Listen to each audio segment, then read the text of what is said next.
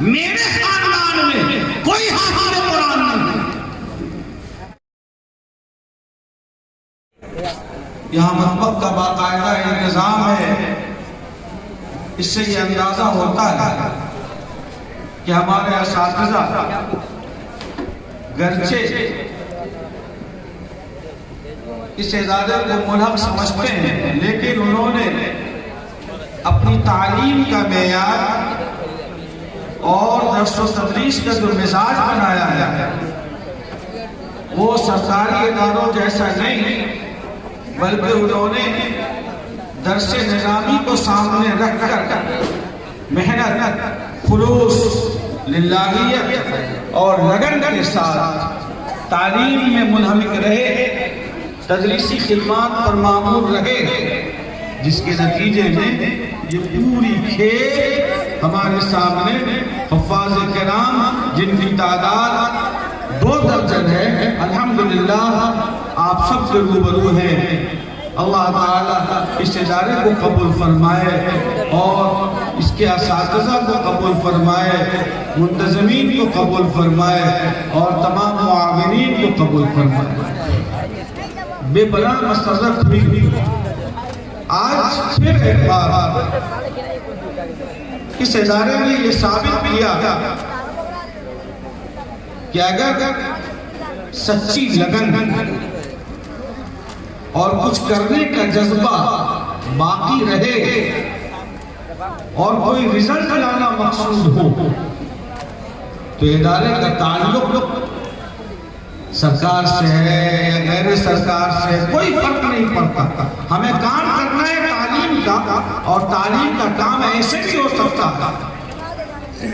بہت سارے ادارے ہیں جن کے بارے میں یہ خیال ہے کہ ملحق اداروں سے حفاظ کیسے بھی کر سکتے ہیں. چنانچہ اس طرح کی ایک مثال ابھی حالیہ دنوں میں ہمارے سامنے آئی کہ اتفاق سے چند بچے وہاں حافظ قرآن ہوئے تو لوگوں نے کہنا شروع کیا کہ لوگ حیرت میں تھے کہ آخر سرکاری مدرسے سے حافظ قرآن کیسے ہو گئے. شاید انہوں نے فلاح المسلمین میں کبھی شرکت نہیں کی ہوگی یا اصلاح المومنین میں انہوں نے شرکت نہیں کی ہوگی. یہاں آ کر دیکھا جا سکتا ہے کہ تعلیم کا یہ بھی ایک نہج ہے اور اس انداز سے بھی کام کیا جا سکتا ہے کہ ہم یہاں بیٹھ کر درس نظامی کے طرز پر اپنے بچوں کے قلب و جگر میں قرآن کریم کی آیات کو پیوست کر سکتے ہیں.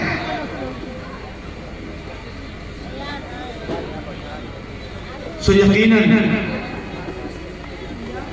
مبارکباد کے مستحق ہیں اور اس ادارے کے اساتذہ کی یہ کوشش اور ہمارے محترم سیکریٹری اور صدر اور ممبران کی توجہ یقیناً قابل تشکر ہے اور شکریہ ادا کرنے کے وہ لوگ مستحق ہیں. اللہ تعالیٰ بہتر بدلہ عطا فرمایا ہے.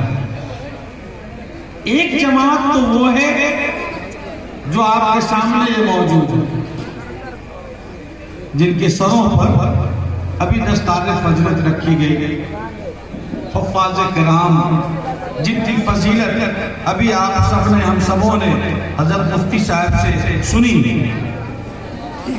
قرآن کریم میں خالق کائنات نے فرمایا اپنے حبیب صلی اللہ علیہ وسلم کو مخاطب کرتے ہوئے لا تحرک به لسانک لتعجل به، اے میرے حبیب آپ قرآن کریم کی تلاوت میں جلد بازی نہ کریں. یعنی کہ حضرت جبریل السلام جب قرآن کریم کی آیات لے کر آپ کے پاس آتے تھے اور قرآن کریم کی آیات کی تلاوت کرتے تھے تو رسول اللہ صلی اللہ علیہ وسلم جلد بازی میں اپنی زبان میں حرکت دینے لگتے تھے اور یہ سمجھتے تھے کہیں ایسا نہ ہو کہ حضرت جبریل قرآن کریم دے کر چلے جائیں اور ہمارے ذہن و دماغ سے آیات محو ہو جائیں اور کہیں وہ محفوظ نہ ہو سکے. اس لیے آپ صلی اللہ علیہ وسلم ان کے ساتھ ہی جلدی میں دہرانے لگتے تھے.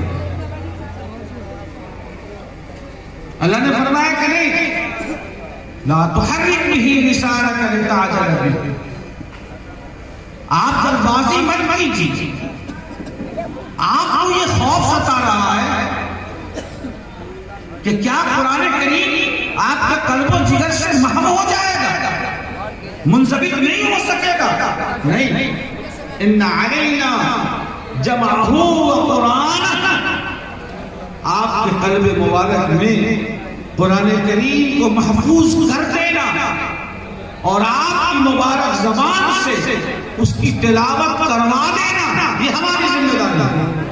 آپ مطمئن فَإِذَا قَرَأْنَاهُ فَاتَّبِعْ قُرْآنَهُ کہ جب حضرت جبرائیل تلاوت کر لیں، پڑھ لیں، اس کے بعد آپ اطمینان سے پڑھیے، ان کے ساتھ ساتھ جلد بازی میں مت۔ تو حفاظت قرآن کریم کے لیے اللہ نے حفاظ کی جماعت کو منتخب کیا، جس کی فیکٹری اصلاح المومنین بھی ہے۔ آگے قرآن نے کہا ثم ان علینا بیانہ، کہ ہم قرآن کریم میں کس چیز کا حکم دیتے ہیں، ہم کون سا حکم شرعی بیان کر رہے ہیں، اس کی تفسیر کیا ہے، تشریح کیا ہے، توضیح کیا ہے، ڈیفینیشن کیا ہے۔ تشریح، توضیح، تفسیر بیان کرنا بھی ہماری ہی ذمہ داری ہے۔ تفسیر بھی رائے نہیں چاہیے، ہم ہی بتائیں گے کہ ہم کیا کہنا چاہتے ہیں۔ ثم ان علینا بیانہ، اس کی وضاحت اور اس کے لیے جو جماعت منتخب کی اللہ تعالیٰ نے، علماء کی، فقہاء کی، مفتیان کی، مفسرین کی، محدثین کی۔ اور یہ جماعت دیکھیں آپ، حضرت مولانا مفتی صاحب یا ہمارے قاضی صاحب، یہ وہ جماعت ہے جس کو اللہ نے قرآن کریم کے معانی، تفاسیر، مطالب، تشریح، توضیح کے لیے منتخب کرا۔ قرآن کریم کو یاد کروانا، اس کی تلاوت کروا دینا اور اس کے مفہوم کو بیان کروانا، یہ دونوں کام ہیں، اور دونوں کاموں کے لیے خالق کائنات نے دونوں جماعتوں کو منتخب فرما لیا۔ گویا حفاظ کرام اور علماء کرام یہ تکمیل وعدہ الہی کا ذریعہ ہے، جو وعدہ خالق کائنات نے فرمایا انا نحن نزلنا الذکر وانا لہ لحافظون۔ یہ جماعت معمولی جماعت نہیں ہے، یہ منتخب من اللہ ہے، یہ خالق کائنات کے وعدے کو پورا کرنے والی جماعت ہے۔ اس کو اس انداز میں سمجھیے۔ اور حافظ قرآن کوئی اپنی طبیعت سے نہیں بن سکتا۔ حضرت مولانا محمد ولی رحمانی رحمت اللہ علیہ ایک بار نہیں کئی بار انہوں نے برملا اجلاس عام میں یہ کہا، انہوں نے کہا کہ میرا تعلق خواجہ عبدالقادر جیلانی رحمت اللہ علیہ کے خاندان سے ہے اور شجر نسب محفوظ۔ ان کا یہ کہنا تھا کہ مجھ سے لے کر خواجہ عبدالقادر جیلانی تک میرے خاندان میں کوئی حافظ قرآن نہیں۔ بڑے بڑے محدث ہوئے، بڑے بڑے فقیہ ہوئے، بڑے بڑے مفسر اور مفسر ہوئے، بڑے بڑے عالم ہوئے، اتنے بڑے بڑے علماء ہوئے کہ نظرت العلماء کے بانی بھی انہی کے خاندان کے لوگوں کے درجہ میں، لیکن حافظ قرآن نہیں ہو سکے۔ انہوں نے فرمایا کہ یقیناً تجربے سے اور مشاہدے سے یہ بات واضح ہے کہ حفظ قرآن کریم کرنا اور حافظ قرآن بننا، اس میں اپنا کوئی رول نہیں ہوتا۔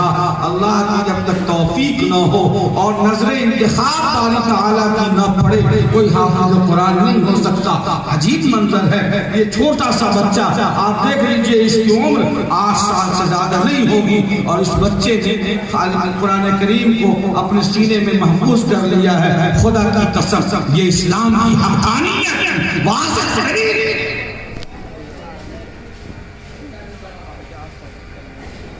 ایک طرف قرآن کے دشمن، اسلام کے دشمن،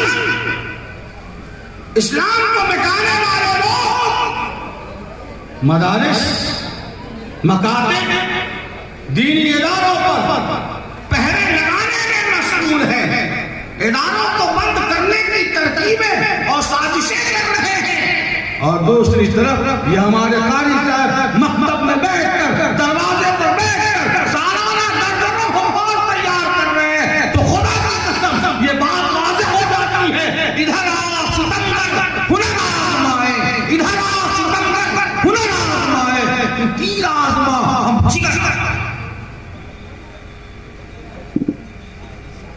یہ وجہ اس لیے میرے بھائیوں ہمیں ان کی قدر کرنی چاہیے اور عظمت کی نگاہ سے دیکھنی چاہیے۔ علامہ نے کہا کہ مومن قاری قرآن نظر آتا ہے لیکن حقیقت میں وہ قرآن ہے، اس لیے ان حفاظ قرآن کو حاملین قرآن سمجھیے، یہ چلتی پھرتی ہوئی اللہ کی کتاب ہے۔ اسی لیے رسول اللہ صلی اللہ علیہ وسلم نے ارشاد فرمایا المرء مع من احب، انسان کا حشر اسی کے ساتھ ہوگا جس سے وہ محبت رکھتا ہے۔ یہ اپنی کسوٹی ہے، اس کسوٹی پہ اپنے آپ کو پرکھیں اور سمجھیں کہ ہمیں کہاں کھڑا ہونا ہے اور ہمیں اپنا حشر کن کے ساتھ کروانا ہے، طے کر لیجئے۔ آقا و مولا جناب محمد رسول اللہ صلی اللہ علیہ وسلم کے ارشاد عالی شان کے روشنی میں آقا نے فرمایا المرء مع من احب، انسان کا حشر اسی کے ساتھ ہوگا جس سے وہ محبت کرتا ہے۔